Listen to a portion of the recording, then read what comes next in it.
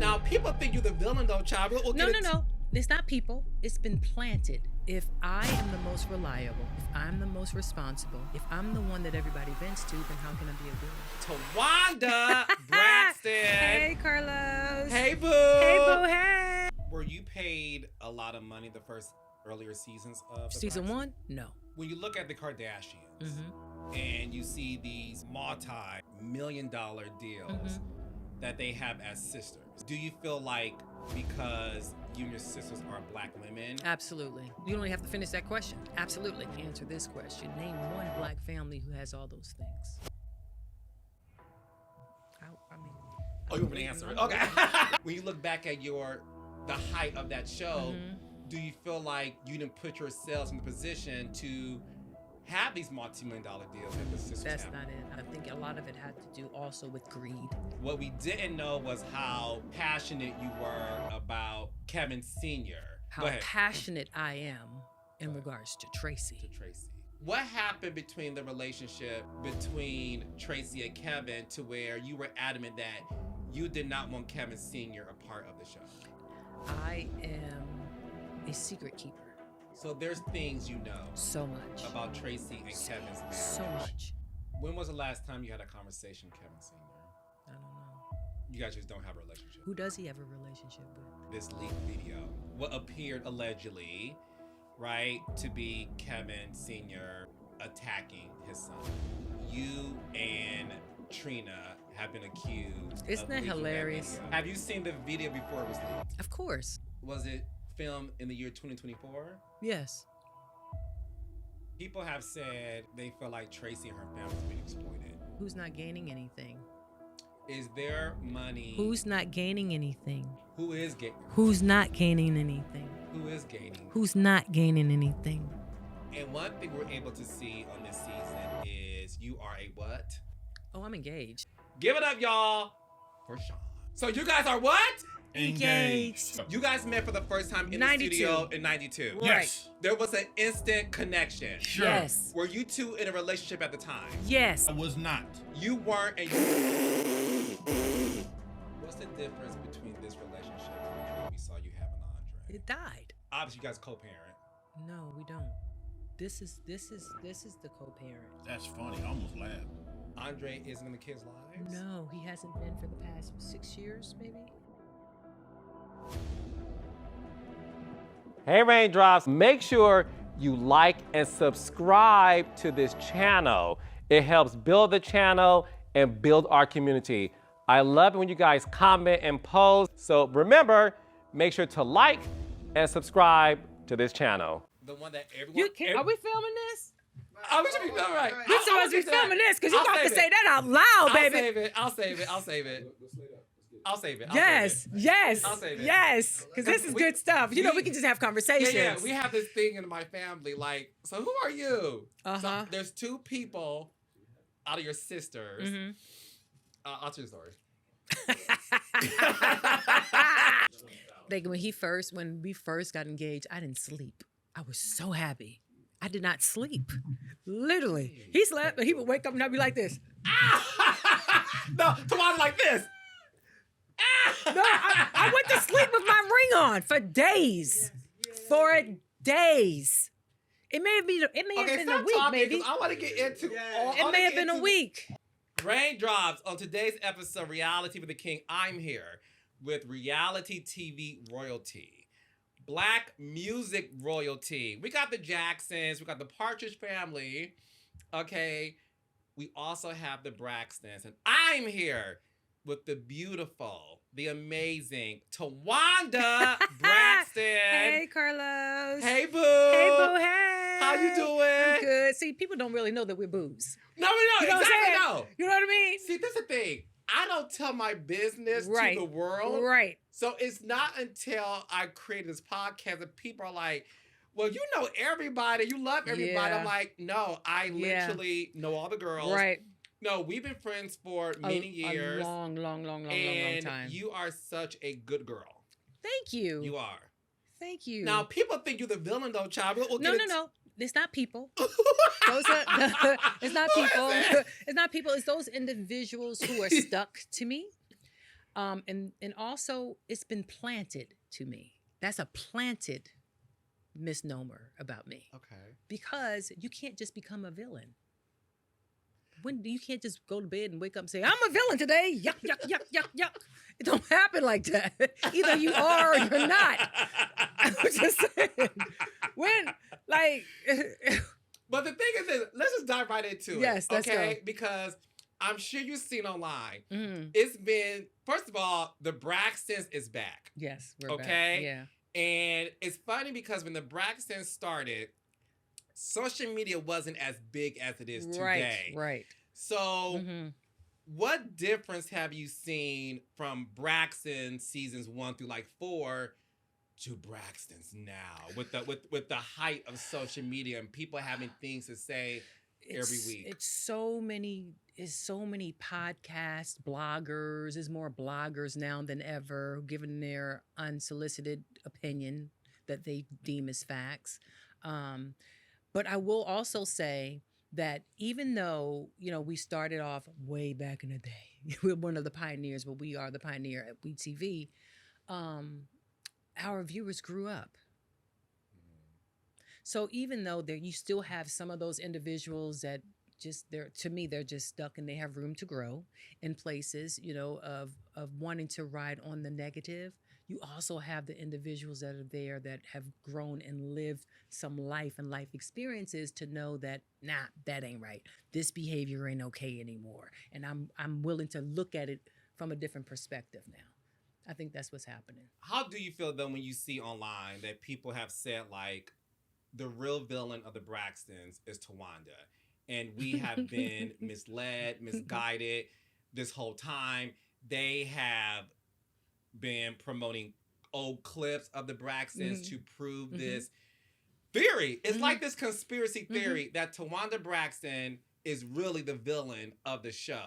When you see those things, knowing who you are as a woman and as a sister and a daughter and a mom and a fiance, honestly, how does that make you feel? I don't think about the negative in any way. I always just think about the positive things that I have done and contributed in my family. Like I don't follow that. And you're not the first person who's asked me that, of course. So even when some people that are close to me who pose the question to me, I'll say, well, that's funny. Did they show how I was willing to carry Tamar's baby for her? To be her surrogate? Did they show how I was in New York with Tamar for weeks at a time away from my own children to be there for her when Vincent was on his deathbed? You know what I mean? It's little things like that. Or, hey, are they showing how I went up to Maryland by myself? I was the only sister that was up there in Maryland when Tracy was having her hysterectomy. I was by her side the whole time. There's a lot of other things of supporting things that I've done all my life. But I don't do those things to get accolades for. I do those things because I love my family. And one thing that we all know being huge fans of the show is you were always that sister that I always saw as a fan of the show that everyone relied on. Like you were the sister that people vented to. You used to be Tony's assistant at one point. Right. You know what I'm saying? Like yes. you were always seen as that sister. And it's funny because I have 9 siblings. And one thing about the siblings is we always used to be like, so I have 3 sisters. Okay. And sometimes my sisters call me the bonus sister. Oh, that's hilarious. And my father doesn't like that too much. Of course he doesn't. Of course he doesn't. Of course he doesn't. Sorry, Dad. So they'll call me the bonus sister.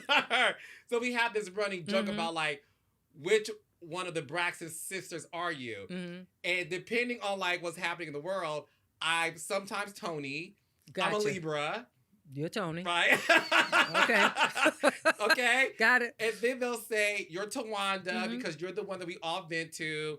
And then they say, sometimes you're Tamar because you're wild. Okay, well, let me answer this question Go for ahead. you.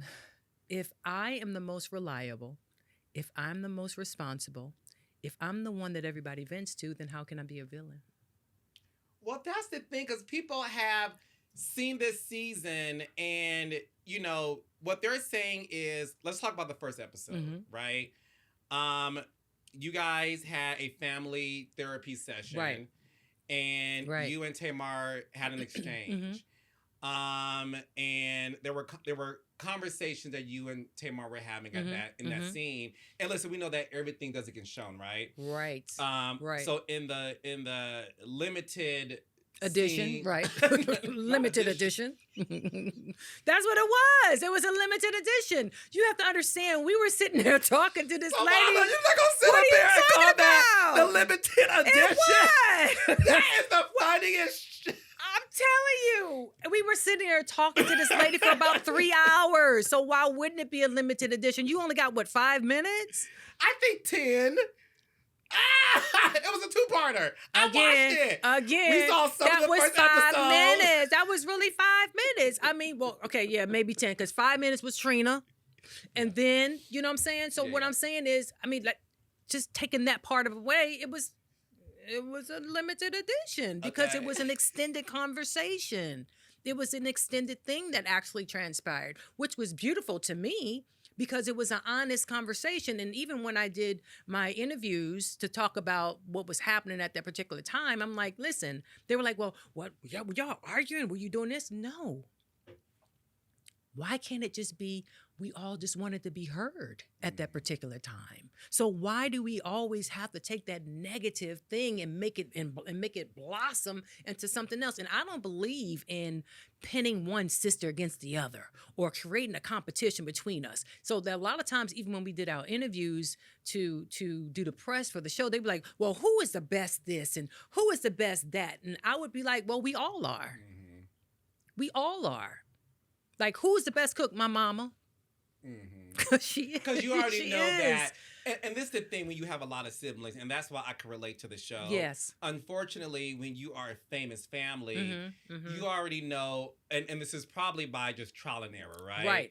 Right. That when you're having fun answering those questions about who's the best sister who does that, it can relive in your real life in a very nasty way, and that can get misinterpreted. Yes. Were you paid a lot of money the first earlier seasons of season one? No. Do you remember how much you made? I do, and I don't want to talk about it because it's disrespectful. But it's very disrespectful. When? Do you feel like you have it now? Yeah. Nah. I mean, to me, television is changing. Especially with networks, it's changing. Everything is going to the streaming now. So now a lot of networks don't even have the budget that they used to have way back in 2011, 12, 13, 14. You know, they don't have the same budgets. I just look at things as an opportunity to move forward. When you look at the Kardashians and you see these multi-million-dollar deals that they have as sisters with their mom, streaming and merchandise and brand. Do you feel like because you and your sisters are Black women? Absolutely. Absolutely. You don't even have to finish that question. Absolutely. What I encourage you to is answer this question. Name one Black family who has all those things. I mean... Oh, you want me to answer it? Okay. I mean... No, and listen, that's... And I'll say this, right? I love the Kardashians, and I know y'all do too, right? And this is nothing against them, no, of course not. And I want the world to know that before they make it something that it's not, right? No.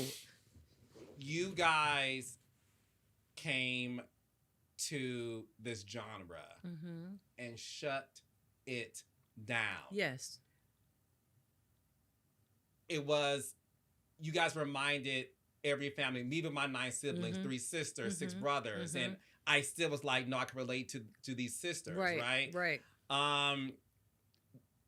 Do you feel like you guys did not prepare yourselves to have these opportunities, though? Did you, when you look back at the height of that show, do you feel like you didn't put yourselves in the position to have these multi-million-dollar deals that the sisters have? That's not it. I don't think that's what it was. Okay. I think a lot of it had to do also with greed.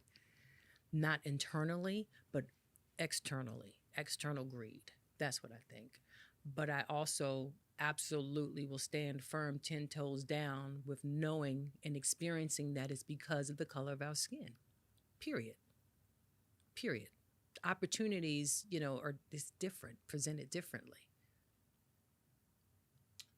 Now that the Braxtons is back, Mm-hmm. what made you guys say yes to doing this show again? Tracy. Tracy wanted us to do it. Tracy. Mm-hmm. Do you have any regrets doing the show? No, I don't. I don't live my life in regrets. Nothing that I've ever done in my life is about a regret. Nothing. Not one thing. Not one thing. I'm sure you saw this. People have said the Braxtons should have never come back. This show is dark. It's not fun. We miss you guys singing together. We miss you guys having fun.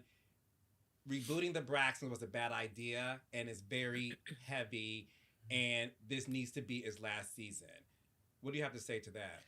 I wish and pray healing upon those individuals who feel that way, because they feel that way because they're hiding something. They're hiding some type of deep, dark situation that we are triggering in them that they're not facing. That's what that is. Because every family has faced death. It's just that ours were but ours was public. And Tracy she was our sister, but she was everybody's sister. And everybody grieved Tracy. And we would do ourselves a disservice if we did not come and tell our sister's story. We didn't do it for everybody else, really. I mean, of course, it is helping everyone, but we really did it for Tracy. When you think about Tracy, Mm-hmm. what do you think she is saying from heaven watching this season of the Braxtons? I think that she's hugging everybody, not just her family members. She's hugging her fans. She's hugging just everybody. She's hugging everyone to let them know that this is real life. This happens. Everybody has somebody in their family who has passed away. That's just a fact. We're born and then we have to pass away. We have to transition. That's it. When she was first diagnosed with cancer, were you one of the first people she told? I wasn't the first, no, but I was in the congregation of the individuals that she shared. Yeah. Yes. And was it always assumed that this is something that she wanted the world to see? Because, when we watch the show and we see the videos, obviously she was aware she was being filmed. Yes. Right? Of course.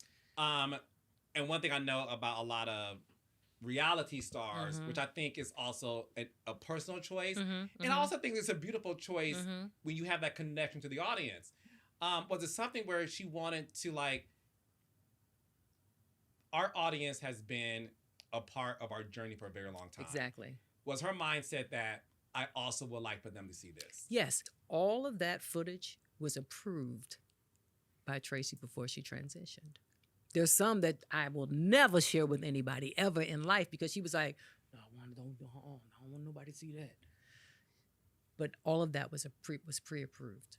All of it. By her. By Tracy. Kevin Sr. Okay.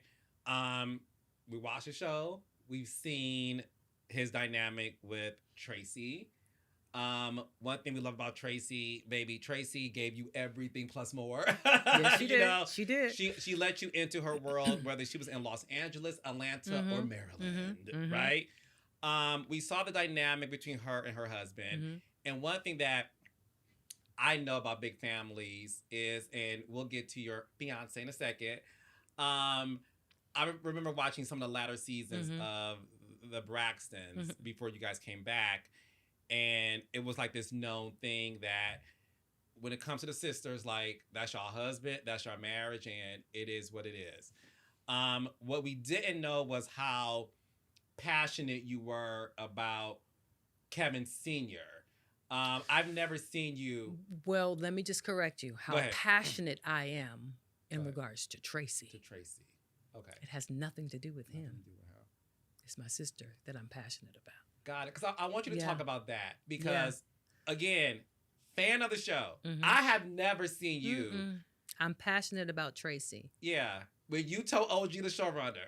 I love OG. Oh, Shouts no, out to great. OG. And because I know you and I know OG and I know the dynamic, I know the dynamic of how when you're working with somebody, and OG's been around since day one. Oh, yeah. So what people don't know is that when you're a day one producer with the stars, you are family. Right. And y'all talk to each other the way y'all talk to, and none of us take it personally, right? Right. So when I saw, I already knew, like, that's brother, sister. Okay! Yeah. But I never saw that side of you to the point you was like, have you seen the clip? Because you did this. Oh, gee! Like, your neck to... Girl, it was like the Exorcist came out. You was... And I'm like, what's going on, child? And then you said, Kevin is a no. We were all surprised by that declaration from you.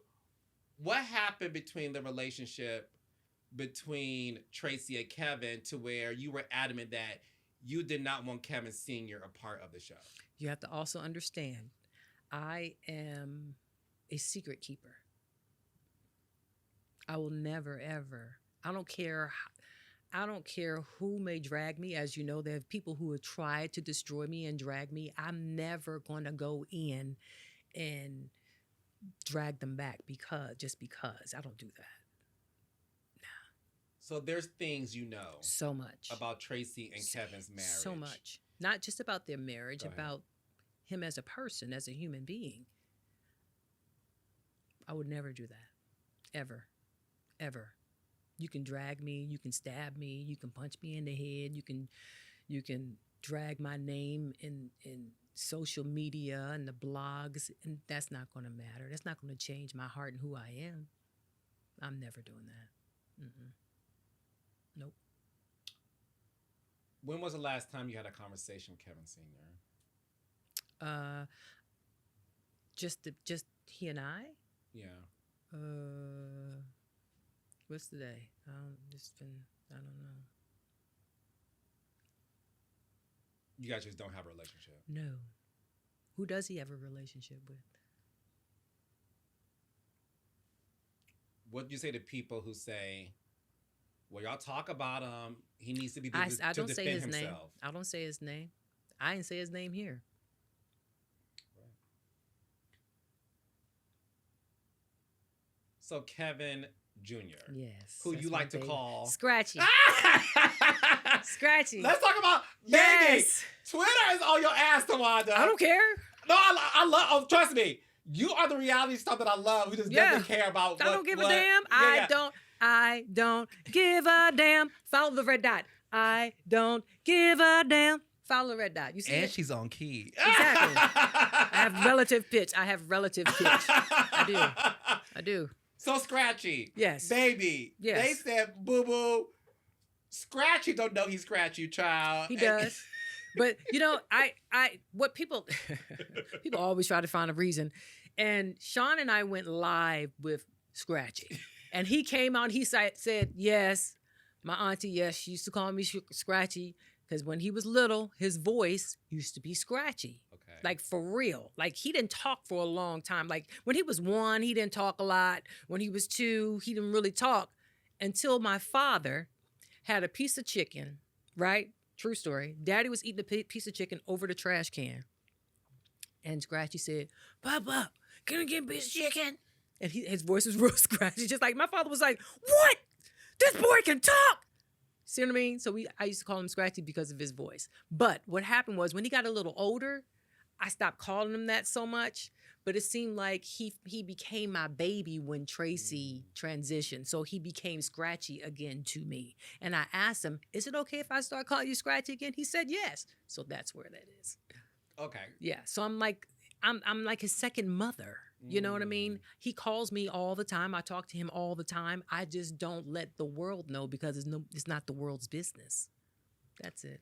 We saw that, unfortunately, Kevin Jr. and Kevin Sr. don't have the greatest relationship, right? We were able to see that, which was unfortunate to see, right?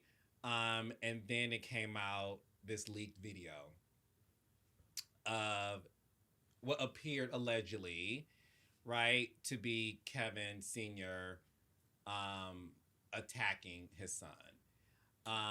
you and Trina have been accused Isn't of that leaking hilarious? that video. Isn't that hilarious? We don't even live in Maryland. Why don't they ask the individual who captured it? Just saying. That's just, to me, all of these things are just common sense. To me, it's common sense. It's common sense. Who captured it? Mm-mm. Do you know who captured it? I'm minding my business. It's not, has nothing to do with me. Nothing to do with me. Have you seen the video before it was leaked? Of course. Of course. How old is that video? It's not old. Was it filmed in the year 2024? Yes. When you first saw the video, were you surprised by what you saw?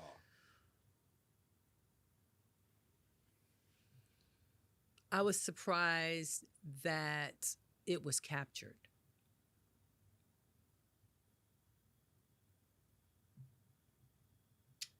Did you feel vindicated after it was leaked?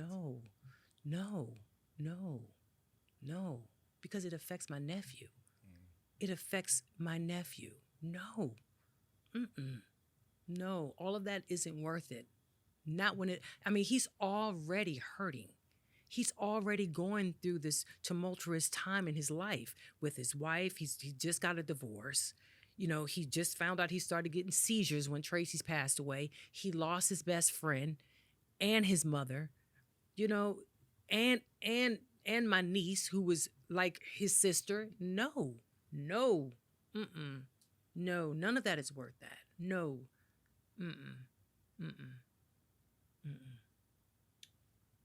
People have said they feel like Tracy and her family's been exploited and they're not receiving the financial gain of doing the show. Tracy's family as in who? They feel like the storyline with Tracy and the Kevins are being exploited and they're not receiving any financial gain because of it. But who's not gaining any financial gain? Who's not gaining anything? Is there money? Who's not gaining anything? Who is gaining? Who's not gaining anything? Who is gaining? Who's not gaining anything? Is Tracy? Who's not gaining anything? Everyone's gaining something. Who's not gaining anything? It's no way. You have to understand something. It's no way.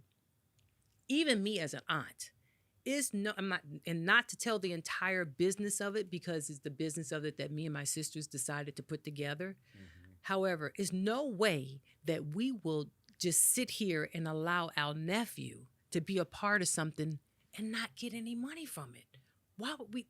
Like, that's asinine. That's something that, why would we do that? That's going back to 2010, 2011, Braxton Family Values. Why would we do that? And he's the statue of Tracy. He represents to us, he represents Tracy. Period. What would you like the world to know about you and your sisters and your mom and Kevin Jr. all agreeing to do this show for Tracy wishes, that you feel like a lot of people they just have it wrong, meaning the intention and what you guys are trying to do? Like, what is it that you would like to clear the air about? That all of this is for Tracy. All of it is because she asked us to do it. All of it is for Tracy, period. And if everybody else outside of that can't understand it, if everybody outside of that is deciding to nitpick the negative, then that's something wrong with them. That means they're not honoring Tracy's wishes. If you're going against something that Tracy wished for, then you're going against her wishes. It's black and white. Are you guys getting a second season of the show? I'm sure. I mean, congratulations. Sure. I said yes. I said I'm sure. You're so messy. You said you're sure. I mean, I'm sure. You're the wise one. So when you speak, sure. It's with Exactly. I'm sure. Would you like to do a second season? Maybe. Sure. Sure. I just know that this first season we had to do for Tracy. Yeah. We had to do it. We had to do it. We were grieving, and the world was grieving for Tracy too. If you are able to get a second season, what would you like for that second season to be? Fun.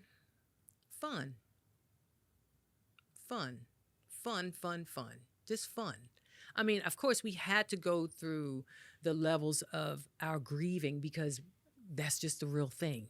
We were grieving. We're still grieving every day. I think about Tracy every single day. And to show the fun times, that part was great. First season was great. It was awesome, to show how there are different levels of life and how it transitions. Okay, that's great. Now, let's focus on fun. Mm-hmm. Let's focus on rebuilding. Let's focus on, okay, the great memories of Tracy is XYZ and 1, 2, 3. And I mean, of course, they did a great job. The production company did a great job with the way that it was shot. Shots out to Red. The way that it was shot. Mm-hmm. OG, the way that it was edited was beautiful. It really reminded me of Succession. How it first came on. Mm-hmm. That's what it reminded me of. I just think that the next season just should be that. If we have wonderful moments of us singing and acting crazy together, it's okay to put a fun clip in there of Tracy because Tracy's a part of us. She will always be a part of us until we transition.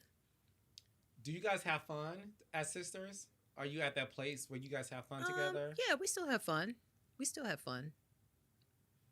When we get together. Is the dynamic forever changed? To the point where... Yes. Because, the thing is this. Listen, you're talking to, the encyclopedia of the Braxton family values, of course. Right? I just remember watching it, belly laughing. Yeah. And to me, it was always the stuff that I knew y'all would have done that with no cameras. Yeah. And because it's something magical. Yeah. When y'all get together. When it's all of us. When it's ensemble. Because it's an ensemble situation. No. It's one Braxton doesn't make the Braxtons. Yeah. One Braxton doesn't make the Braxtons. It's the ensemble of all of us. The magic, and Sean used to say this all the time, the magic is when all y'all together. Because it's unstoppable when it's all of us together. You guys are... the Avengers. Yes. When you guys are together, because there's something magical that sprouts out of it. It's natural. It's natural, and that's the thing. And and I think for me, I'll speak for myself. I will love to see the random songs you guys come up with at dinner. Mm-hmm. I would love to see moments of Trina being afraid of the bird, right? Yes. You know what I'm saying? Yes. I remember when you guys sang about fertility, walking. You know what I'm saying? It was touch the fertile tree. Yes, and right. Yes, Tracy was dancing. Yeah, yeah. Could y'all ever get back to that? Well, you have to understand that it has been challenging for us to even want to sing together like that, because because we feel and hear a voice missing when it happens. And it makes you sad. It just makes us it's just it's not that it's a sad thing so much, because I know that her spirit is still here. It's just that it's an awareness of her physical body isn't here, and that we'll never be able to hear her natural voice blending with us. That's it. Yeah. The natural voice of Tracy. The crazy things that she used to say all the time. I mean, she said some stuff that didn't even make sense, but it made sense. It did make sense. But then if you think about it, it makes sense. You know what I mean? Like, remember when she said, why write with a pen and you can write with a pencil? Yes. We were like, what are you talking about? But it makes sense. With a pen, it's permanent. With a pencil, you can erase and start over. Yeah. No, and the thing that I love about Tracy, the we'll transition on, is the fact that, baby, Tracy was a walking crime mob song, Nuck If You Buck. Baby! Right? Why did you see though? And it didn't matter. But I think that was a thing too. Yes. None of you ladies were ever. But I want the world to know if you don't come from a big family, you won't get this. Right. You have to come from a big family to where, again, me and my 9 siblings, we used to buck at each other like, what time is it? And, but we also knew like, we ain't gonna fight each other.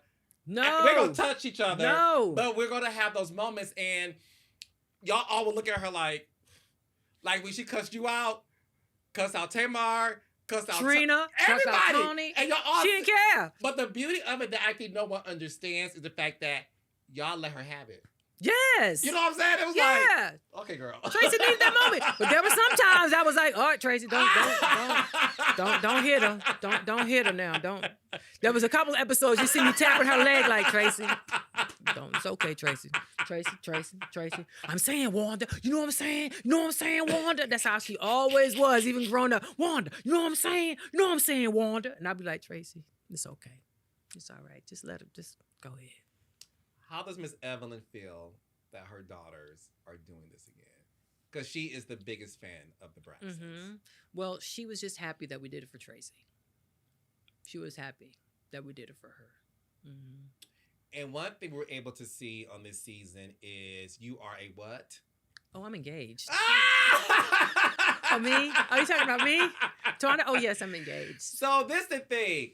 Your fiance, Sean, yes. who I also know, first of all, he is like extremely handsome. Thank you. But on top of... What? I'm just saying. He is though. No, he's very handsome. And he's always been. Always been handsome. You know, if you look at... Always. If you go on the Google Images and go back to the, Come on. The 90s. Come on. He's always been handsome. See the legendary music my boy made. There you go. You would be like... There you go. Oh, Sean was always like good looking, right? Always. So I want to get him in here because you are a whole ass fiance. Yes, I am. I'm engaged. And one thing that's happening in this season of all of my friends is everybody is getting engaged. And I want to talk to you two about that together. So ladies, gentlemen, and I am bringing out Tawanda's fiance, music producing legend. Give it up, y'all, for Sean. That's you, honey. That's you. Yeah, I mean... What? He gonna say what? That was amazing. I gave you a great introduction. So you guys are what? Engaged. Yeah, so congratulations. Yes. So Sean, obviously you are... Engaged. This is about to go on for the next hour and a half. I hope you got time today. No, honey, it's okay. It's All okay. No, I love it. The thing is this. You have been in the music industry for a long time. Yeah. You'll do a better job at this than I can, but for the world to know, can you mention, and there's a lot, so give us a little bit of it. Okay? The highlights of all of the amazing production you've been a part of. Some of our favorite songs. Well, first, let me say this. I was listening to the interview from over there. You had some amazing questions. Thank you. You have no cards. You're not looking at a prompter back here. You're just off the cuff. I like to be in the moment. I love this. Thank you, man. I Great appreciate job. That. Thank you. So just Justin Bieber, Usher, Busta Rhymes, Lionel Richie, Pink, 3LW. 3LW. That's a big one. The Braxtons. The Braxtons, of course. I feel like I'm missing somebody. A lot. Escape. Oh, Escape 2. Yeah. Tyrese. Aaron Hall. 98 Degrees. Yeah. And that's just a few. I mean, there's a bunch of acts I did overseas too. Dream. How can I forget that? The Dream. I know that's why. Come on, me. you gotta Yeah. So your publishing is nice. Yes. I mean, we good. That's all I'm saying. We good. So we more than good, baby. We engaged. Listen, it's so funny because I was with one of my friends, with my BFFs, and it was her birthday, right? And one of the songs that he wrote came on, and I got so excited, and I said, honey, your song is on! But this happens often. But I love that. Yeah, that made me Yeah, No, because I want to celebrate, because the thing is this, there's a new generation out there, right? Mm-hmm. Yeah. And what I like to do is celebrate those who are still alive. Yeah. And no fault to the new generation, sometimes they just don't know. Facts. So I wanted the world to know, like, you're not some man who just met Tawanda. You know what I'm saying? Ain't That's that so funny? funny when I see Ain't the that funny? comments. They're like, who this new dude? I'm You like, ain't new. y'all don't understand. No. I knew them when before 30 any years. reality show when they were first doing their demo tapes to get signed and all that stuff. There was no show. I mean, Tony was who she was, but it was still. But it was the very beginning. Yeah, it was of Tony. still early Tony. 1992. Right. So seeing how the family was interacting, who was what, Tracy like ready to knock somebody's lights out. That's been it. That's been them since then. Yeah. So when people were like, just like, who is this dude? I'm like, y'all don't even really know. It's, and we made our connection back then. Like it was not no, we didn't go all the way, but it was definitely a thing where we was like, there was something different about her and that I was attracted to her. And usually with producers, you know how it is in the studio. Well, maybe you don't know, but. Oh, I know about Dallas and Chile. I know. Yeah, no, it gets crazy. It gets crazy. Yeah, because the thing is, and again, I'm a fan and a student of this genre of just entertainment. So I know that in studios, people may not know this, is long hours, especially when you are a writer and you write your own music. Mm-hmm. So it's long hours and you're singing and you have to write a person's life story.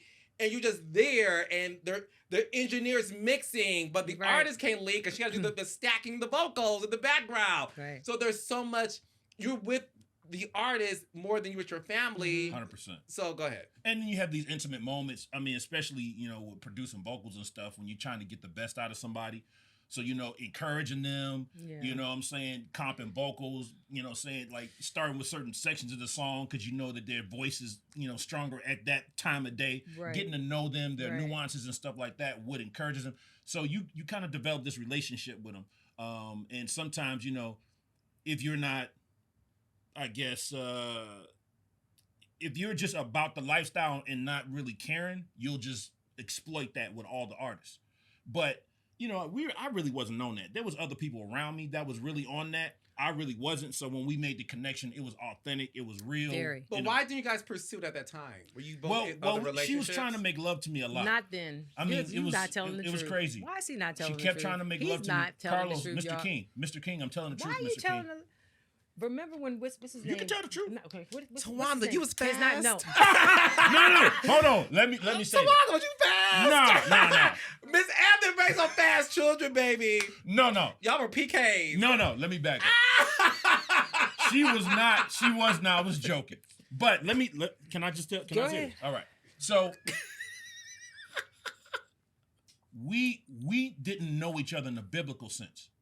Okay. Mm-hmm. It didn't go all the way.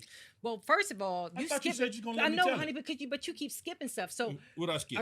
Do you still believe that we're talking about 1992? Yes. We're not. Oh, we're okay. not. It wasn't 92. See, it was 95. No. 2 years later. 3. Okay. It was 95. So honey. let me clear it up We for the moved raindrops. Yeah. You guys met for the first time in 92. the studio in 92. Right. Yes. There was an instant connection. Sure. Yes. Were you two in a relationship at the time? Yes. Okay. I was not. You weren't, and you... What's Who his was name? What's his name? What's that white guy? What's his name? The white guy who... Orlando? No. No, honey. He was always at the studio. He was 17, 18 at the time. The guy who used to Family Mad, not Family. Oh, man, he was Robin Thicke. Robin was there all the time. Working Robin Come Thicke on, too. Robin was there all the time. They always had cute little girls, not little, but cute girls. Clarity. They were little.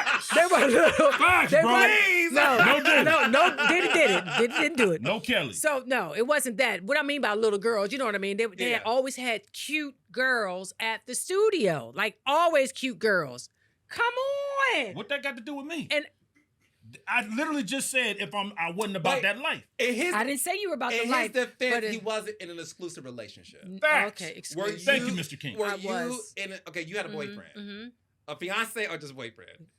A boyfriend. Okay. Yeah. So I've that never was had a 92. fiance before. Then years later, This is my first fiance. well, I think you need to let this man go down. Okay, go ahead. Go down memory lane. He already proved he's really pretty good at Okay, asking go questions. ahead. Let him do his thing. but Tawanda, weren't you? You were married. That my prior administration. We're just gonna talk about that in a Okay, minute. I'm sorry. Go ahead. That's a whole other story. Go ahead. Yeah. All Okay, right. so in 94, 95-ish, y'all reconnect. 95, we reconnected in 95. It was and certainly 95. Were y'all in relationships at that time? No, I wasn't in a relationship then. Okay, so in 92, between 92 and 95, Mm-hmm. was there any sort of like, No, we didn't know each other biblically, is what he's saying. I know. We never did that. Cool. Did you do other things though? We kissed and stuff. So you was kissing him while you had a man? I didn't have a man in 95. No, I said between 92 and 95. We didn't kiss in 92. We kissed in 95. Hold up. You saying in 1992? We didn't kiss. I don't think we kissed. You don't think? I don't remember us kissing. I think you need to remember your facts. So we didn't kiss. No. So you talking about at the back room in Glendale? We kissed? When I took you for a ride in the Jeep. That was 95. So where did we meet in 92 then? In LA. Where? At the studio. Backroom Studios in Glendale. Mm-hmm. And we never kissed. I don't remember us kissing. I don't remember us kissing. We kissed in 92? I felt like when we first met, I don't think it got all crazy, but I think it wasn't like this happened over a long period of time. It was when y'all walked in, I knew it was you. Really? Yeah, it wasn't like let me look, let me see. It wasn't none of that. I was like, and we just gravitated towards it. So I do remember us gravitating towards each other. Yeah, it wasn't even like I remember finding you extremely attractive. I felt that your energy all y'all was did. Oh my God. Oh my God. They all love me. Oh my God. That did not. They all love me. All I know is in 92, I found him extremely attractive. Yeah. I thought his energy was dope. Yeah. And even then, I felt that our spirits knew that we were supposed to be together, but it wasn't time. Right. It's all about the timing. It wasn't time. Oh, man, always. But even in 95, when y'all It were wasn't connected, time. why didn't it work then? Because I was pretty much, was that when I was in church a lot? He was in church I was in church a lot. He was practicing abstinence. He wasn't doing nothing. Can I tell my story? Because I That's got a my mic story now. too. I'm engaged. This is what I live with every day. I love it. Every answer, every reply, every comment, I'm engaged. Yeah, I wasn't really like sexually active at that time. So when we would get together, there was definite attraction. There was definite like that whole everything. It's magnetic. And we would do things, but it never went there because I stopped it. Is that fair to say? That's a true statement. I stopped it. You never wanted to go third base. But What's first third? and second was fine. Oh, we kissed. I was eating it like crazy, but it never went in. She was trying to get it to go in, and I said no, not right now. Literally, we would be on the bed naked, on top of each other naked, and then he'd be like, I literally saw him fighting spiritually. Now, this is the honest to God truth. I literally saw him fighting spiritually, like, I can't do that. You are a good man, Savannah. Yeah. I'll be trying. Yeah. I'll be trying. But I will say I that. love Shaw for you. Thank you. I love him for me too because I'm engaged. What are you talking about? I'm Okay, engaged. I get it out. It's That's just funny. that I just think that our higher selves knew that we did not need to do that at that particular time. And as hard as it was, pun intended, as hard as it was, it was easy.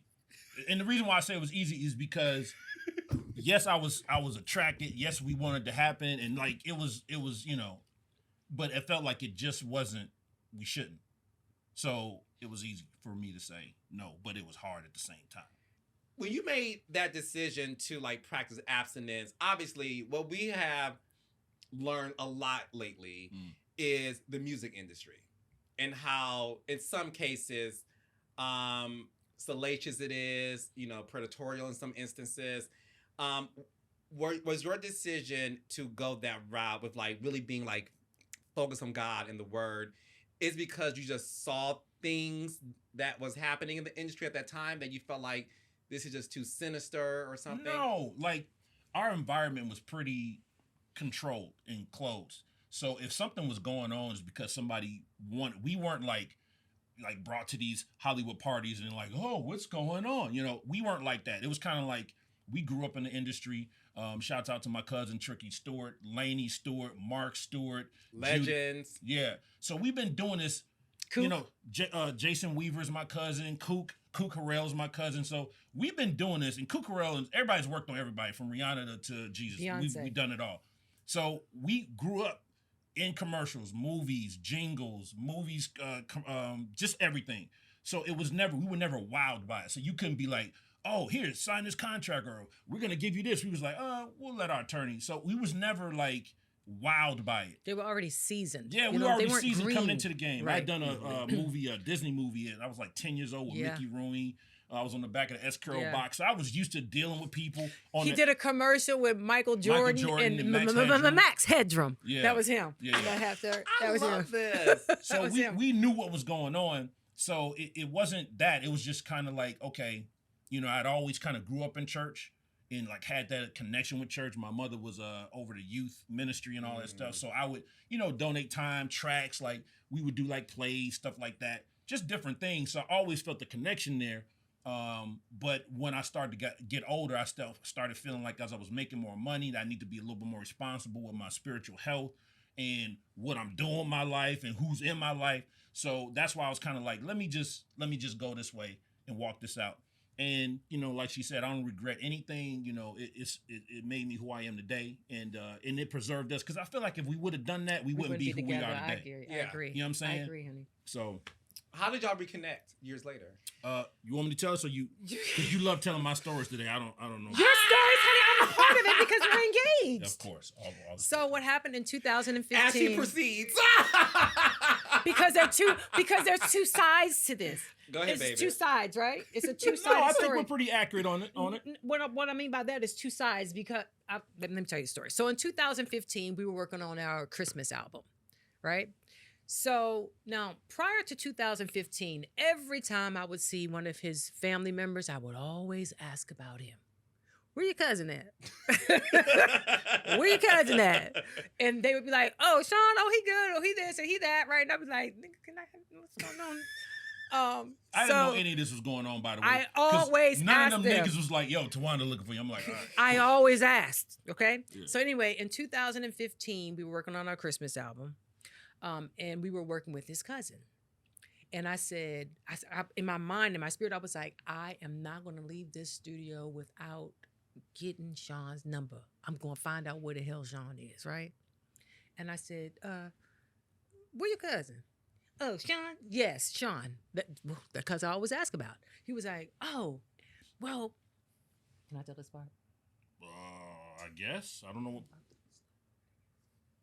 You know, there's mics. There's literal mics right here. So when you go, motherfuckers could hear you. Is it okay? Yeah, okay. Go ahead. So he told me, he was like, oh, Sean, oh, he almost died. I said, what? Wait a minute, what? And I was very, very, I remember feeling like I lost somebody. You know what I'm saying? Like, oh my God, I don't want to ever, what? He was like, yeah, he had an accident, a snowboarding accident in April.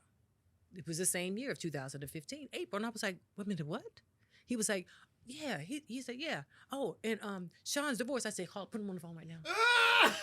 Call him. Most importantly, he alive I and said, divorced. call him now. Call him. So, and unbeknownst to me, when I was asking about Sean, his cousin was telling him, guess who in the studio? That ain't what he said. What he said? He said, guess who walked in here with a big ass stripper booty? Quote unquote. He was like, nah.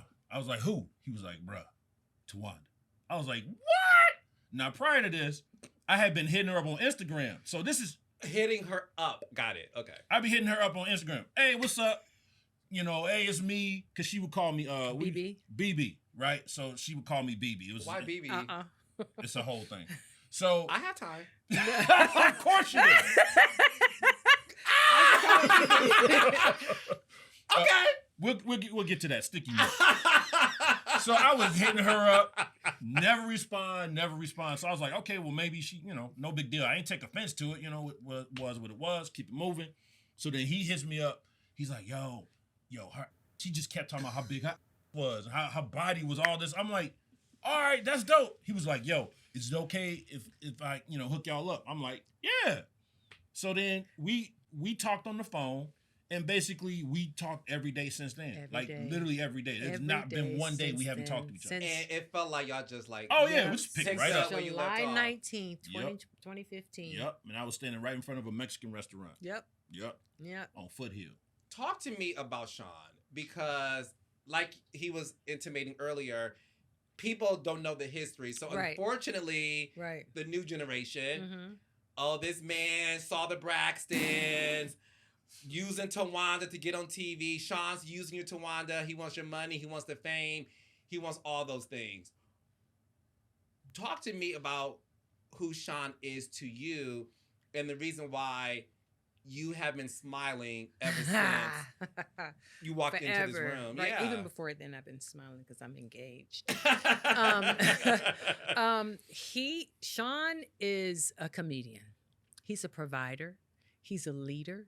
And when I say a provider, he provides financially, emotionally, mentally, spiritually. He is a dad. He's a pop. He is a father. And even though he did not contribute to me having the kids, Braxton and Brooke, he's still their dad.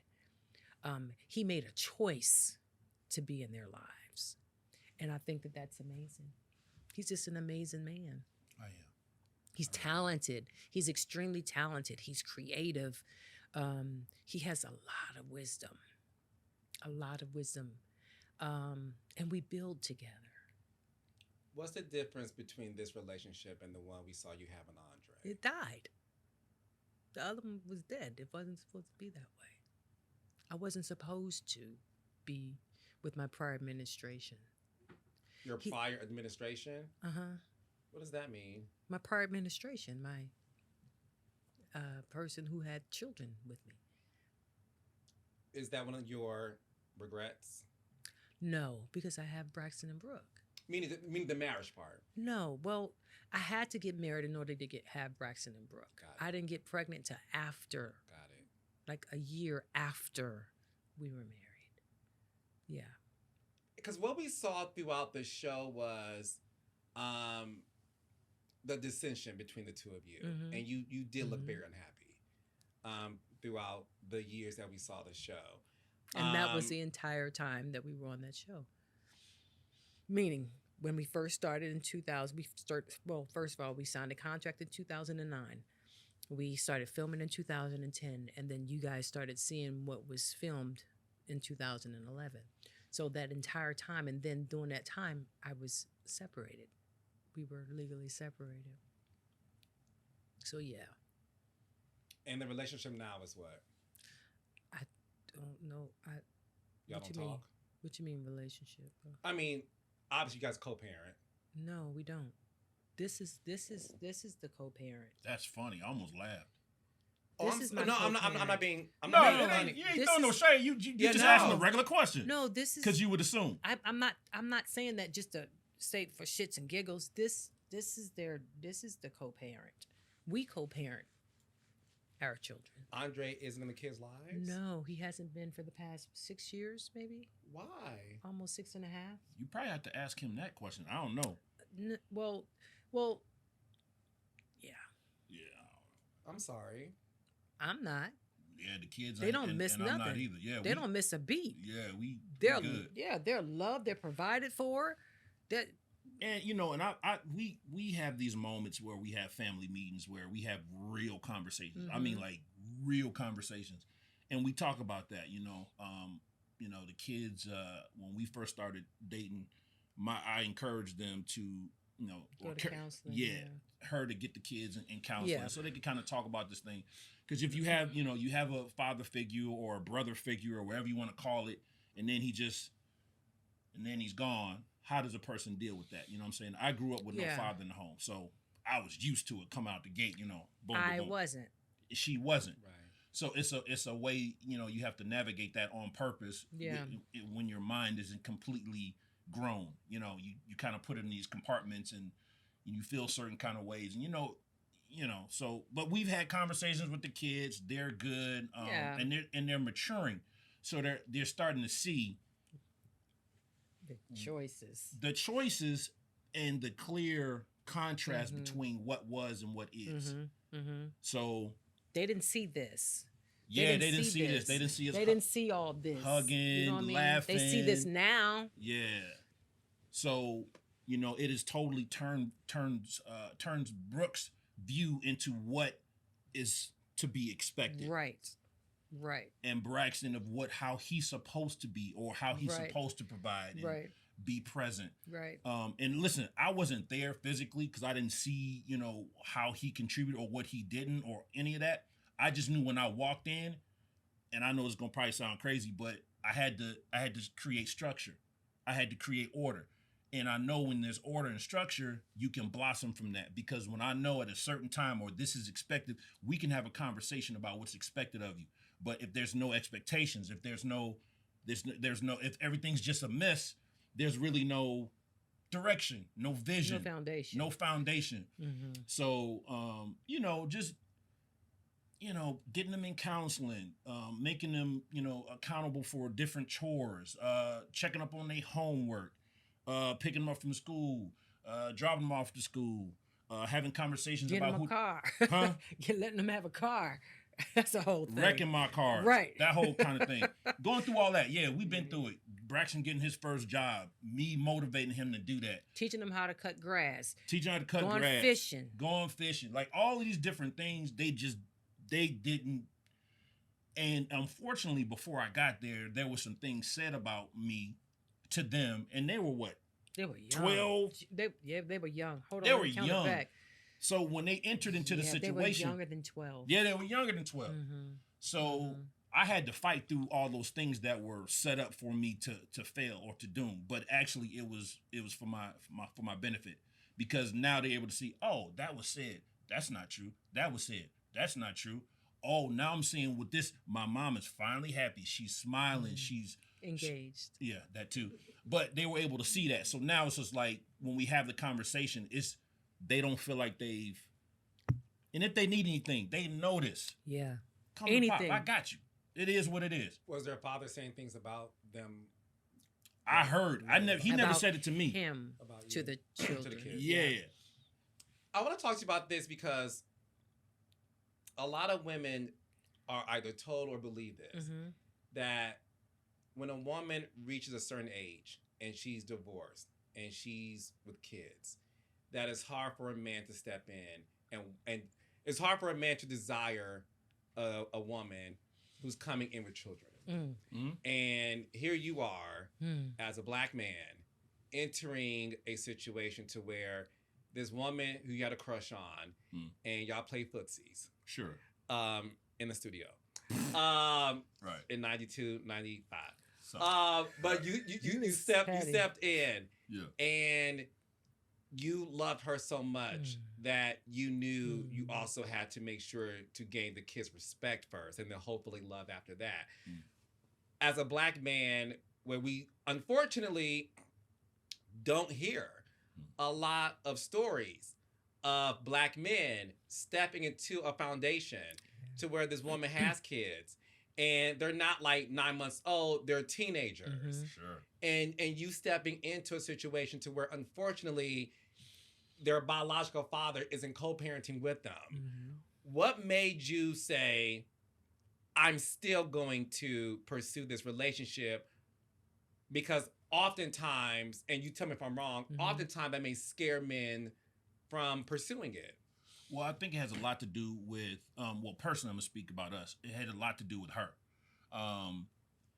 Her perspective has always been, we're on the same team. So there was never like allowing them to be disrespectful to me. We would never argue in front of them. There was no putting the kids against me or me against the kids. It was never that. It was always, we are on the same team and we are going to love, period. So it was never, even times when there was some bucking up, it wasn't like, she wasn't in the middle of it. It was me and Braxton. We're going to have a man-to-man conversation. We're going to talk about this. And there's no way out of it. We're going to figure this out.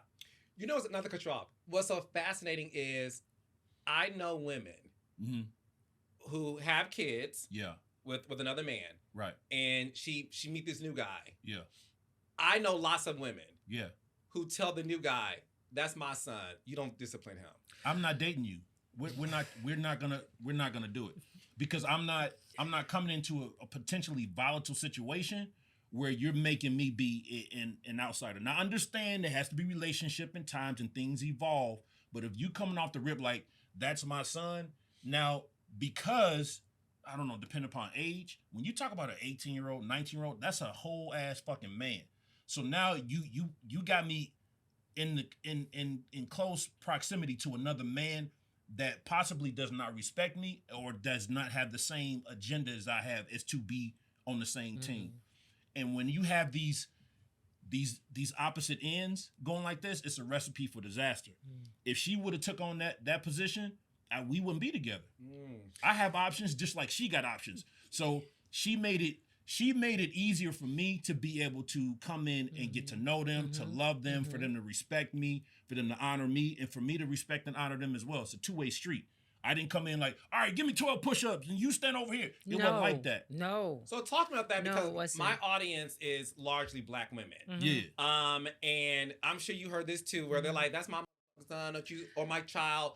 But talk to me about the decision you both made in terms of, because at the end of the day, you're the mom. I am. Right? I am. So I am. And it's the challenge of, you don't introduce all your dates to your children. Yeah. So what made you, because that's very mature and obviously it worked. Yes. What advice would you give women who may come across that way? Like, my son is 6, 8, 12, 13, 15. That's my son, and you don't discipline him. Well, let me tell you what happens. Go ahead.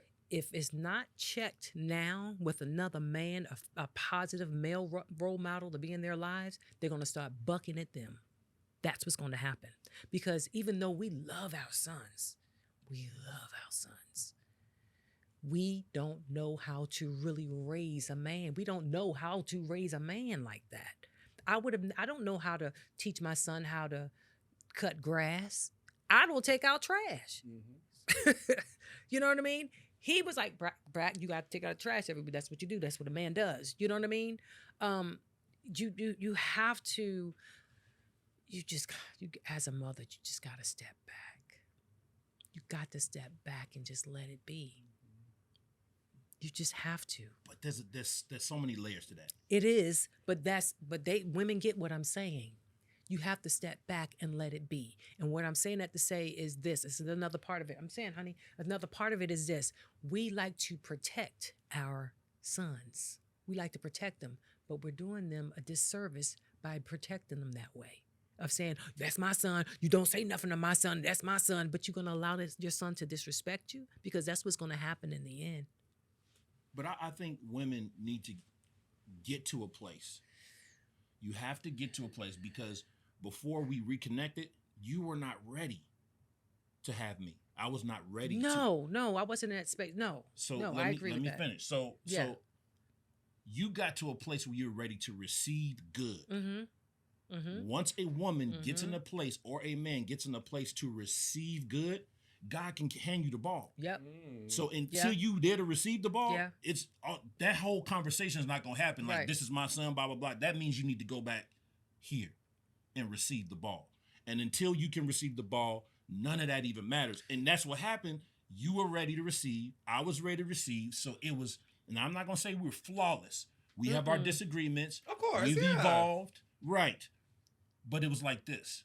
There was no, our goals were the same. Yes. Our road was the same. And when there was miscommunication, we talked it out. And even today, like, she'll say something and she'll be like, oh, like the pill. I was looking for some pills, right? I'm detoxing or whatever. She kept saying the pills was on top of the refrigerator. So I'm tearing up the top of the refrigerator. Look, she trying to, the finger going up. No, because I'm doing this so that I won't forget my point.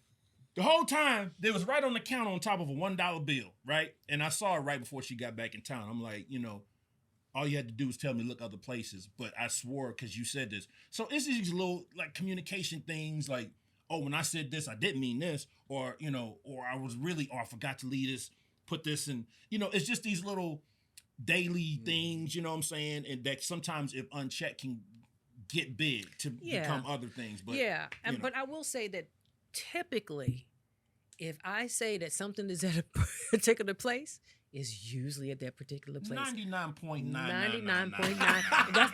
That's a fact. That's a fact. But when I have to say, I'm not making excuses, but whenever I have so much going on, sometimes I get unbalanced. Like I have to get centered and get quiet. Because if not, I have fuzzy brain. I get a fuzzy brain, and he knows that. So that's another part of it, is that you have to have patience. You have to have grace, because if you don't have those things, it's no way you can move forward to that finish line together. Yeah. You were recently doing an episode of this show where you talked about having alopecia, right? Can you share with us about the moment you found that out? I'm assuming during that time you were with Sean. Of course. So I want to talk about that your reaction to that, because when it comes to Black women, for some, you know, the identity lies within the hair, right? And what we're seeing now with Black women, I have a really good friend who is going through alopecia right now. And it's different phases. It you know, is. obviously. It's different types of alopecia. It's different types of alopecia. She's not losing stuff in patches, it's just thinning, right?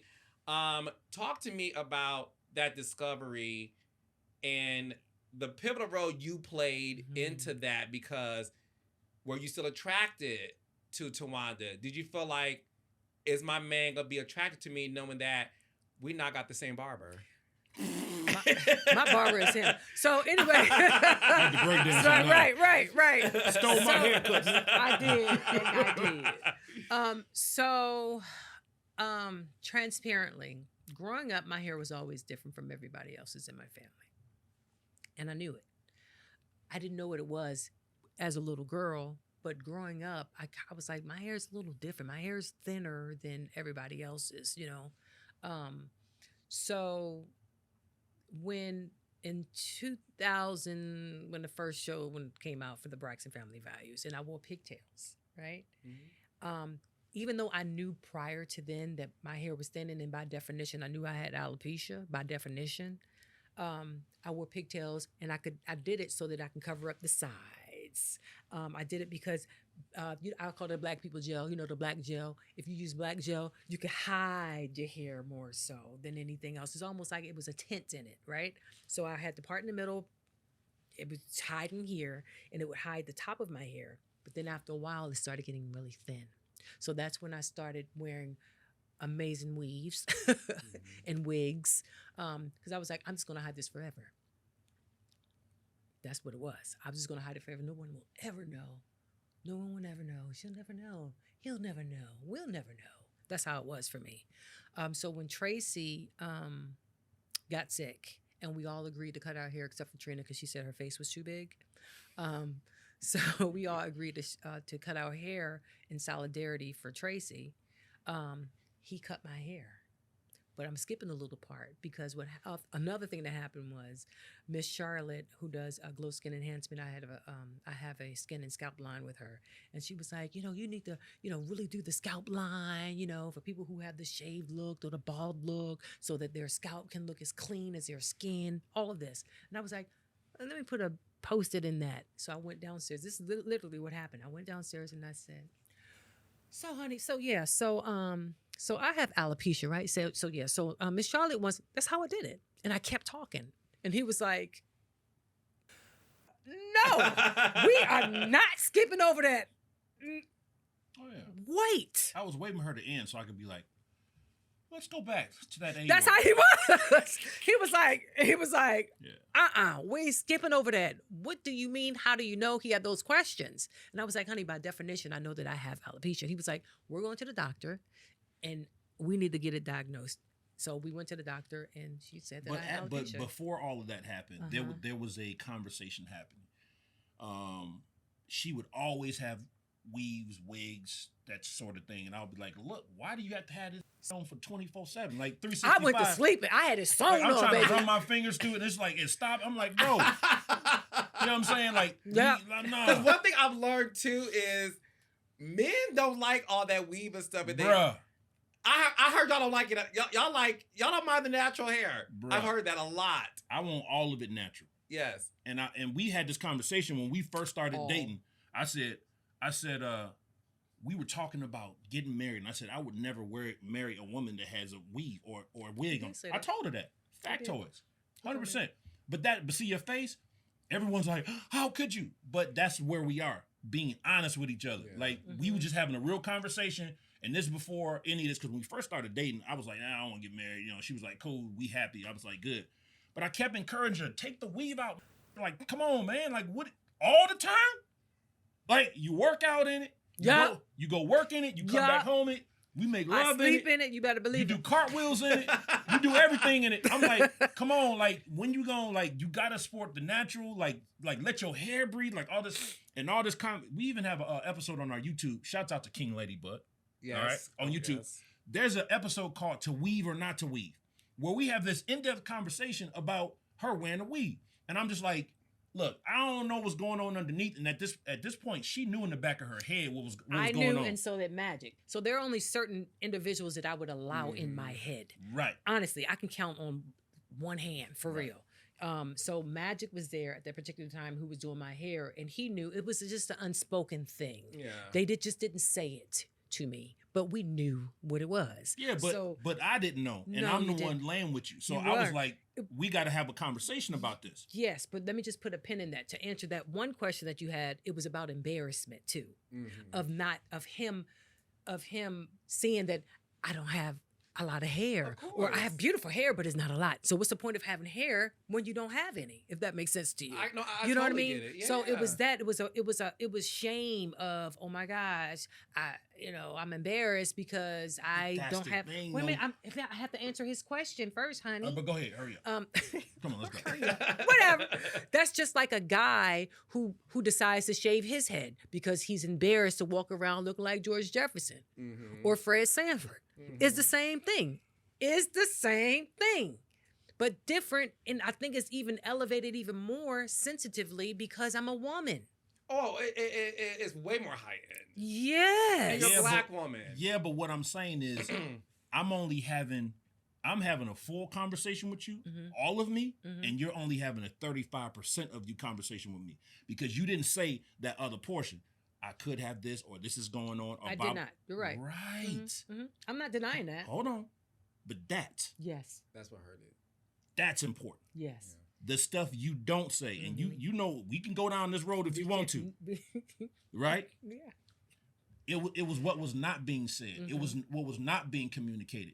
So I'm sitting here with my flag going like, let's do this. And she got me going down the road, not telling me what was really going on behind it. You know what I'm saying? And I'm like, so when she finally got to the point where she wanted to cut her hair, I was jumping for joy. He cut it.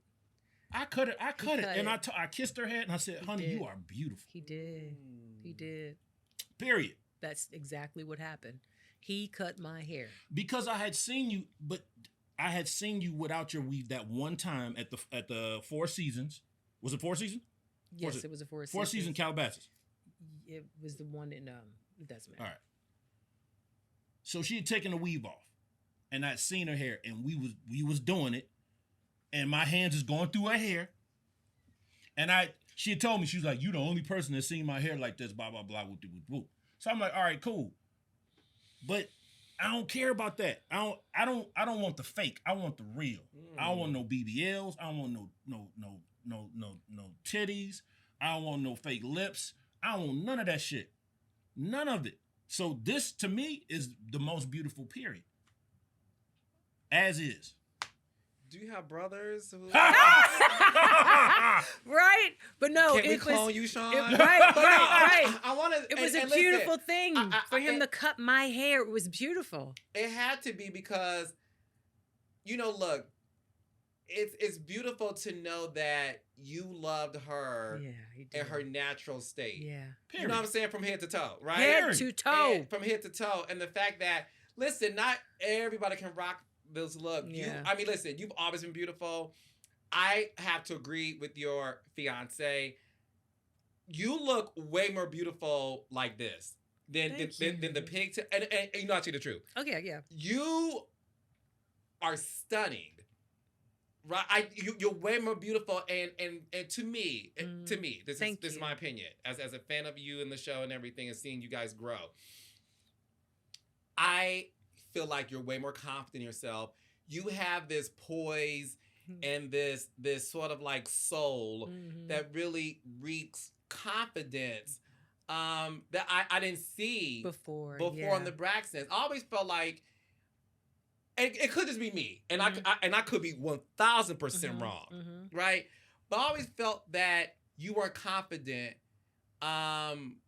when you were on the show. You know, all of y'all are beautiful, but I who you are right now, and I've seen you light up. You light the room up. I didn't see a lot of that. Were you always a confident woman, or did you feel some insecurities around your sisters? No, my only insecurity was my hair. Was the hair? Because I have to be honest, bluntly, I always knew that my body was the dopest. I mean, honestly, even growing up, I knew my body was the dopest. And your sisters would co-sign that. Yes. They would say it on the show. Yeah. I always knew that. So, no, it was always my hair. I always made sure, if you look at all the past episodes and seasons, I always made sure that my hair was pow, bam, here we go. You see what I mean? Always. All my confessionals, my interviews is always, everybody was like, Towanda, her hair, honey, her hair. Wasn't it always that way after that? Yes. Because that's the thing that I was hiding behind was my hair. Everything else, I was great. Everything else was great. Of course, I'm walking into my greatness even more now because of where I am spiritually and emotionally. It's just that that's what that was. No, I love to see it. And what you talked about earlier, Sean, was the fact that you told her when you guys reconnected, I don't want to get married. You said, okay, that's fine with me. Yeah. So what made you propose to Towanda? That was a few things. Well, I had became committed in my heart anyway from the rip. Well, not from the very start, because we was like getting to know each other, and I was still like, you know. Yeah. Then you were still with dude. I mean, y'all was in the same house. Keep it 1,000. Listen. Hold on. They was in the same house. Hold on. We were. Let me just be clear. Be very clear. Y'all wasn't making love. Y'all was in the same house. We were in the same house because at that particular time, I wanted to make sure that the kids had a male role model. He was upstairs. I was downstairs. I was working all the time. Now, I can say some things, but I'm just not going to say it. Just know that he was there with the kids. Okay. Alongside with the babysitter. I just say that. Okay. So that's as you see, that's a whole nother. Okay. I know podcast. Right. So King Ladybug, 100%. That's a whole other thing. So as we started to evolve, and I use that word on purpose because we are not the same humans that we were when we met in 2015. That's a fact. The wonderful thing about our relationship is that we've been able to grow together and challenge each other and have these uncomfortable conversations about stuff that people brush under the rug that later become these huge things. Yeah. That was never us from day one because we were friends and we actually liked each other. And as we started to evolve, and then it was kind of like, you know what? I'm already here. I'm not leaving her. I love these kids. I love my family. And all this is going on in my head. And this is, and this is before COVID. She had a friend at the Pentagon was kind of like, hey, some stuff about to go down. This is like, get prepared. So she called me. She's like, I don't really know what's about to go on, but can you come out here with me and the kids for a couple weeks or a month or whatever's going to happen? So I'm like, all right. So I brought a little piece of gear with me so I could work while I was out there. But COVID wasn't over in a month. And we just decided it was like, well, it's kind of just working. And I had never lived with a woman before ever in my life, like that I wasn't married to. I never shacked up with nobody. My house is my house, my car, my everything. I walk around the house naked, cook what I want in my refrigerator. So it was a huge adjustment. But once I was able to do that and kind of see, and this is one thing, you have to have your own space. Like, I'm going to put that right there. You have to have your own, because if you all up on somebody and then the kids right here and then the dog over here and the cat on you, you cannot evolve like that. So that's a whole nother thing too. So as this is going on, I'm naturally becoming more plugged in with the kids, plugged in with her. We're having these things and we're living day to day. We're having our arguments. We're having our disagreements. They're seeing us evolve through all of this. I kind of got to the point where it's like, if I do get with somebody else, I'm going to always compare them to her. I ain't going nowhere.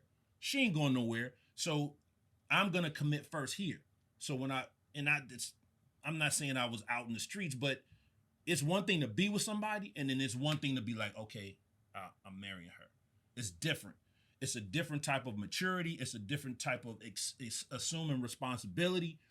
So I had already made that decision up in my mind, like way before this. I was just like, okay, when's the right time? Like you said before, timing is everything. So a lot of these people that don't understand our history kind of like, why he proposed right now? And I'm like, why not? I said in the last season of the previous show, they wanted to act like we were about to get engaged or whatever. And we weren't even talking about it. It's kind of like, you know how shows are. They have storylines and stuff like this. We want to, you know. And let's be clear. I never said, when you going to marry me? Never. Not one time. Never. You were content with like... I was because she's happy. Not content. Not content. Happy. Yeah, and that's I'm the thing. walking in peace. Yeah. That's and the joy. Yes, that was the whole thing when we reconnected. Literally everybody in her circle, I ain't never seen her this happy. Yeah. She always smiling. I'm like, she always like that with me. She always been like that. No. Before I came along, somber, heavy, to herself. He's never watched the show. I was gonna say, cause I was thinking to myself, like on the show we would see that. Yeah. And that's why I said earlier, like I was unhappy. I was unhappy. Yeah. I was unhappy. And that's the reason why I'm so happy you decided to join us, because it's not every day that people over 40 or over 50, whatever the age may be, can find love again. And I think you two are such great role models for couples because of the way you two are able to communicate with each other in a blended family. Yeah. Let's not even talk about the world watching you, because that's a whole nother dynamic where you have the judgment of the audience as well. But besides that, you know, you two have so much wisdom to inflict to the world of couples. Yeah. And that's the reason why you two are life coaches. Yes. And I've witnessed you two counsel other couples who were in crisis. And you two are... And they're still together. They still together? They're still together. Thanks to y'all. But you guys are... No, you guys are together. fascinating because everybody wants happiness. And we were sharing this earlier. A lot of my friends who are over 40 or 50 are now getting married this year. And at the end of the day, I do think what has been... And y'all can read me for this. I don't care. I feel like the messaging back in the day has been like, I don't need no man, I'm good. I don't need no woman, I'm good. My personal feeling is you can have so much money and access and fame and celebrity. To me, what's important is companionship. And I think the idea of companionship is lost for ambition. Yes. Yep. I need him. I want him. I desire him. But I also, since I'm engaged, I would like for him to finish completing your statement of why now, because that was your question. Yeah. Why'd you ask me now? So when I got to that point internally, I felt like we had started King Ladybug, that same Braxton, me giving him an Xbox game because he did great on, you know, his schoolwork, or Brooke having a crush on her boyfriend and going to visit him. All these moments we had developed. I don't know how many followers we get, subscribers. I don't know, 40, 50,000, whatever. And I felt like, okay, before I came along, she was in the starting over house. She's had people that have been supporting her and saw her journey from the very beginning. Why not share this part? Why not give them this as well? And like I said before, I had to talk with production. I was like, look, I'm not thirsty for it. Like she getting proposed to, because I already knew it was happening. I was just like, okay, when is it gonna happen? And you know, I called OG. You know, they basically were like, we want you to get on the show, and I was kind of like, all right, cool. You know, we were trying to talk it out. I said, dude, I'll just wait till next season. No big deal.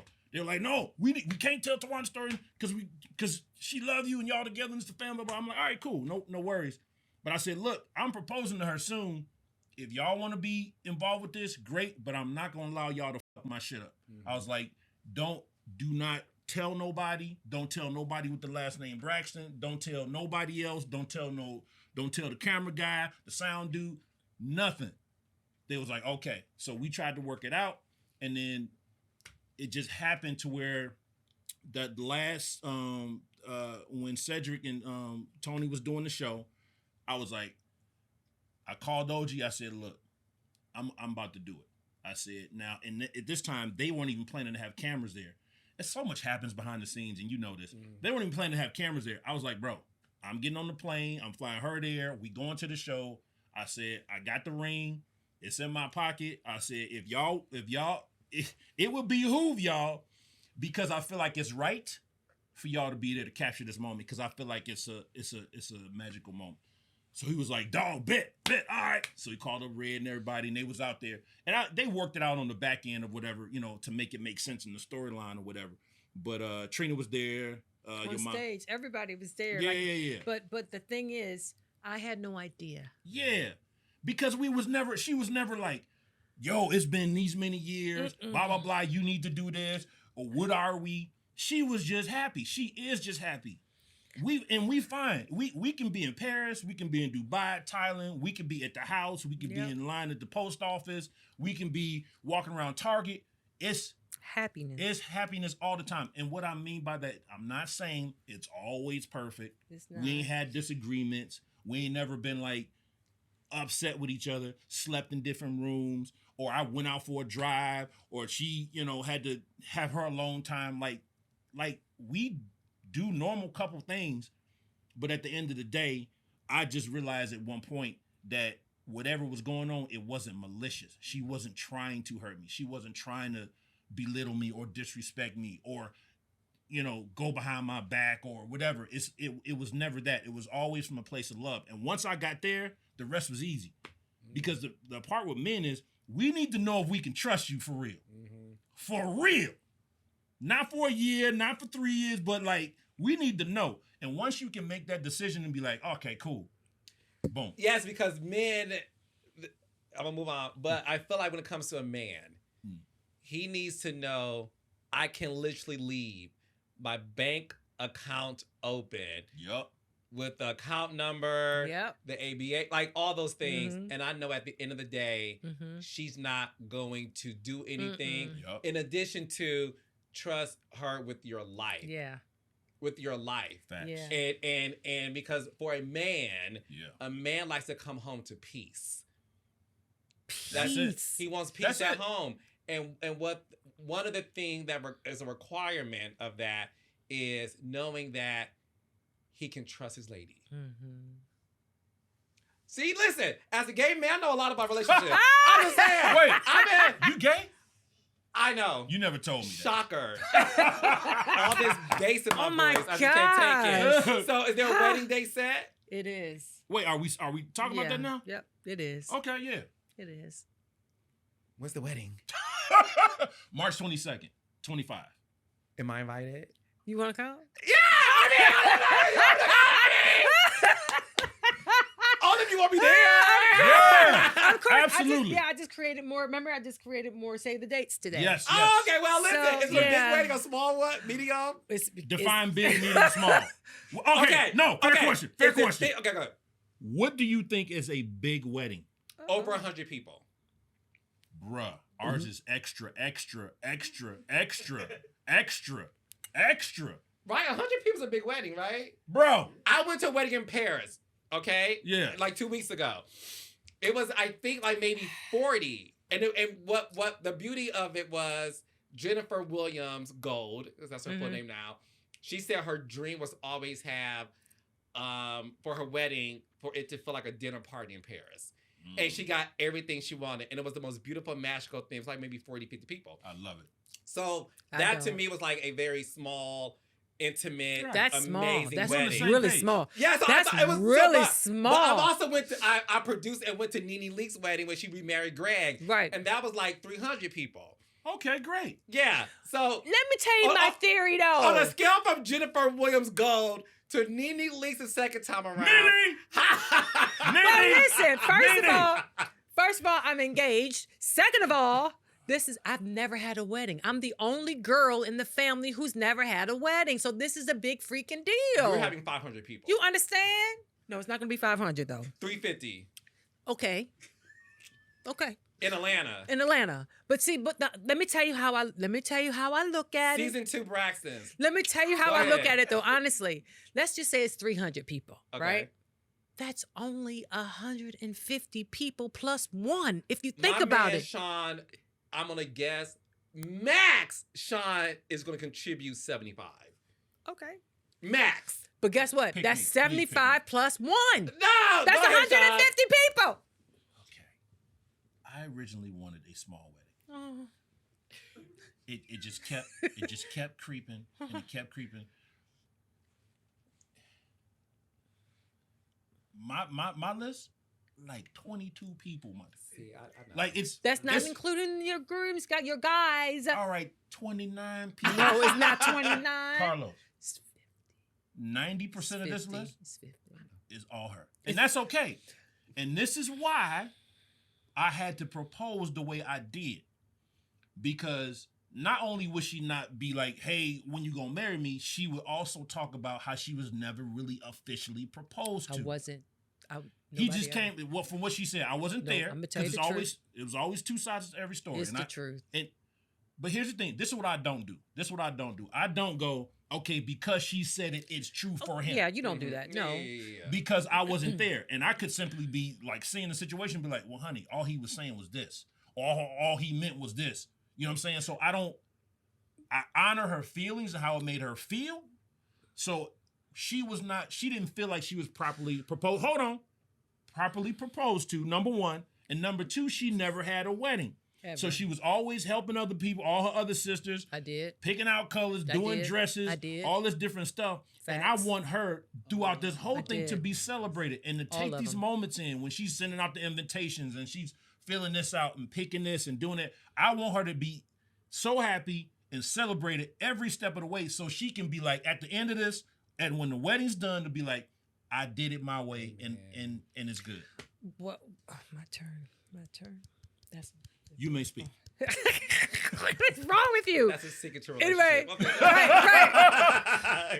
You can't be joking like that because people, I know. I don't He give don't a let her fuck. talk. I know, right. Yeah. So this is the truth. This is the first time that I've ever been proposed to in my life. I literally just said that. No, I'm about to explain something. I'm going to jump in and interrupt you as much as I can. Go Okay, ahead. great. In my life, the way that I got my ring last time was, I'm giving you this because you deserve it. It wasn't, will you marry me? I didn't get that. I'm giving you this because you deserve it. Did he get on one knee? No. Did he hand it to you in a paper bag? No. Did he throw it at you? Possibly. Okay.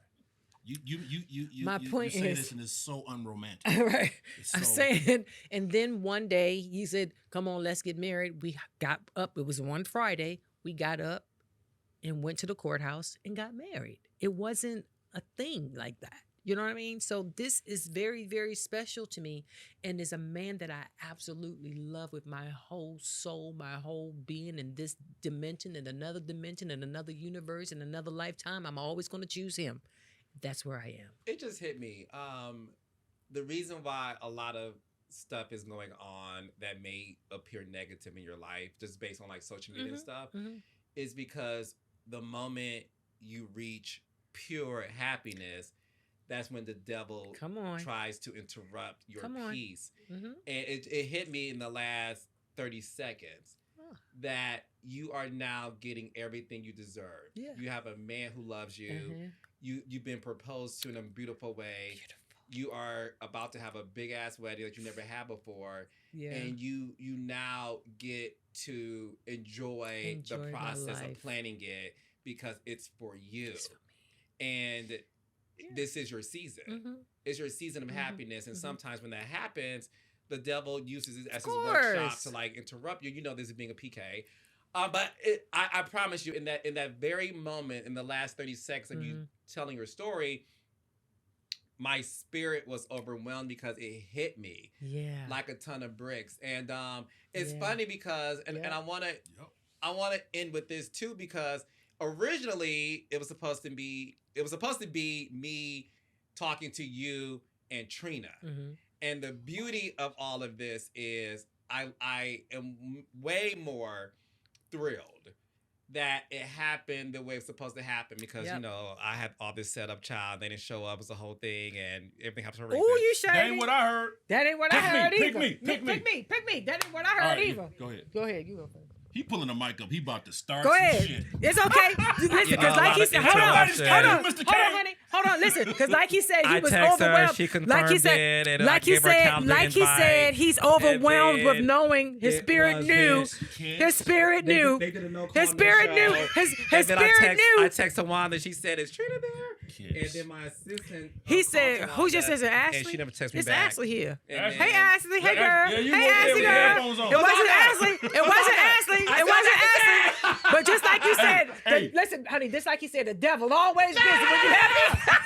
This is good. Because I said that to say. Look, the devil busy. No. The devil busy honey, when you happy. This is better. And engaged. No, all I'm saying, Sean, is this. The devil busy. No, all I'm saying is this. This was supposed to happen. Facts. Always. Everything and works out in my that's favor. why I don't, who I am, I don't sweat anything. Yes. When things don't work out the way you wanted to, Mhm. God got something bigger for you. Yeah. Always. So what I'm saying in closing is this. I am thrilled. Because you already know each other. You know I'm a fan of this relationship. Yes. So I am thankful to God and to the two of you and to Mimi that this happened the way it was supposed to. And also, to me, the world was supposed to see this. Yeah. Yep. So that my large female audience can know that your man is out there. Mm-hmm. And it doesn't, I don't care how many kids you have being single. I don't care how old you are. You know, your man is out there. And it takes you to be able to understand, like you said, you have to be good in order to receive good. Yes. And that to me is the message through this. So I thank you two for coming. Right. And I will see you guys March 22nd. March 22nd. Now, does he get a +1 or he can only Oh, bring himself? hold on. Honey, no, you right. Hold on, because what I said is 150 plus 1 is not a lot, because 150 plus 1, that's 300. You're supposed to allow a person to bring a guest. Now, if you don't agree with that, you don't have to bring a guest. You come by yourself. I am Carlos King. I'm breaking up. See what I'm saying? You see listen, I'm so selfless. He got brand new. You He got see brand new. what You gotta watch him. I will come myself. Hold on. I know your people. So what I'm trying to say to you is it makes sense when you have like the 50 plus 1 is 100. That's what I'm saying. So really, if you say, oh, I'm going to invite 50 people, so it's really 25 plus 1. That's all I'm saying. Well, not everyone deserves a +1, but I think That's all I'm also, saying. too, not everyone's gonna bring someone. Right. And then, not everyone's That's true. gonna actually show up. Not everybody's going to show up. We're making sure people RSVP for real. Yes, but because I it's a can't real wait to thing. celebrate with you too. Yeah, we're going to have Good. fun. Yeah, it's gonna It's be going to crazy. be epic. Your boy David Johns is gonna be there too. Yeah. Don't hate on David. You know No, what? I love David. All right, good. He's like He's MCing. No, it's gonna be good. I'm coming. All right, good. I am RSVPing. Okay. Be serious though. All right. And it's an unplugged event. Yeah. So you can't bring Red and all these cameras with you. It's okay. Sorry, Red. No, you can bring Red and all these cameras when it's for us. Yeah. There you go. When it's for When you us. getting your check. See Yeah, what when you I'm getting your saying? check, But that's it, because it's unplugged. But no, thank you guys. We're This is so good. engaged. Thank you. Engaged. Put them lips on that ring. Thank you, baby. Love This you. is good. This is good. Wasn't it Good, great? baby girl. Yes. No, and I mean.